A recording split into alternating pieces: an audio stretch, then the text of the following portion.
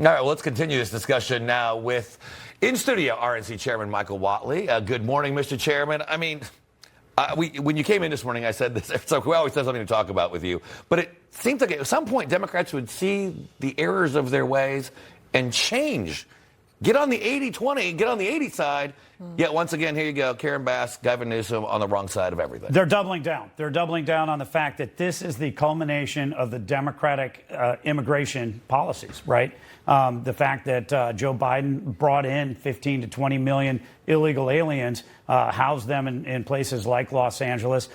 When we have issues of going in and arresting folks and taking them out, which the American people voted on, all of a sudden you have these riots, and then you see Gavin Newsom, you see Mayor Bass out there defending violent criminal illegal aliens, not defending their own citizens. Yeah, and something that President Trump always does really well, he's proactive. And it just seems that Gavin Newsom, Mayor Bass, we saw this with the wildfires, we saw this continue, with lots of things that happen in California. They're very reactive, and the only thing they seem to be saying is blaming President Trump, and they're upset because Trump actually wants to keep the people in L.A. safe by bringing in the National Guard. Yeah, President Trump was elected on a mandate, right? Obviously, the economy had a whole lot to do with his election win, but violent criminal illegal aliens being in the United States was a huge part of this. And he said very clearly, we are going to deport these people who should not be in the United States. And right now, the only message we're hearing out of Democrat leaders in California is, if you'll just leave us alone, we won't riot. If you just don't come in and arrest people who need to be arrested, then we will not riot. That is not acceptable. We saw this before in terms of Minneapolis. We saw this in other places around the country where weak leadership led to bad consequences. President Trump is a strong leader. He is going to follow the mandate that he won in 2024, and we are going to remove violent criminal illegal aliens from this country.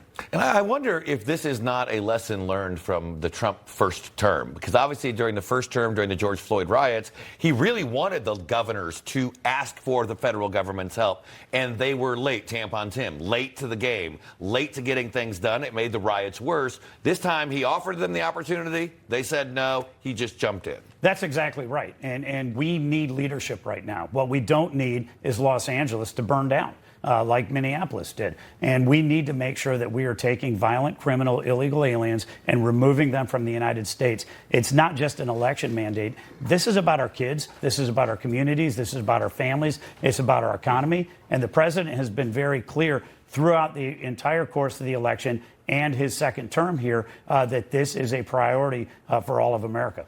All right, I want to pivot now. Let's go to Capitol Hill. We're in week 2 of the sprint, to get President Trump's July 4th deadline.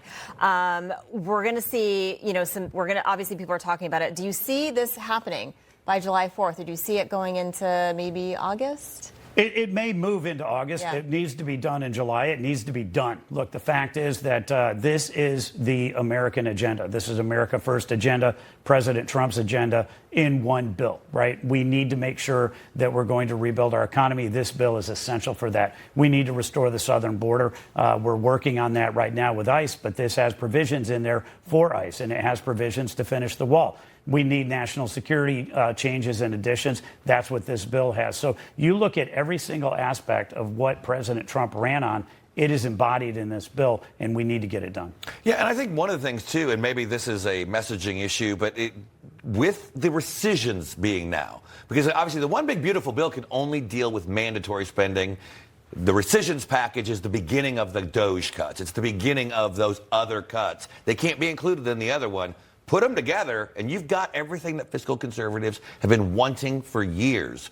Cutting spending, cutting mandatory spending, increasing border security defense, and taxes. It's all right there. Could not agree more. And when you talk about taxes, let's talk about making sure we extend the Trump tax cuts. That's $10,000 per family for low-income families. We're talking about no tax on tips, no tax on overtime, and Social Security relief, taxes for seniors, right? This bill is the American agenda right now, and we need to get it done. It's also an inflection point, because if this bill doesn't get done, then we're going to have the largest tax hike in American history. Every single Democrat in the House voted for the largest tax hike in American history, and every single Democrat in the Senate said they're going to do the same. That's such an important talking point that you said that I think a lot of the media has been ignoring. That is huge. I want to talk now very quickly about Elon Musk, because we saw what happened Thursday and Friday. We were wondering if things were going to change over the weekend.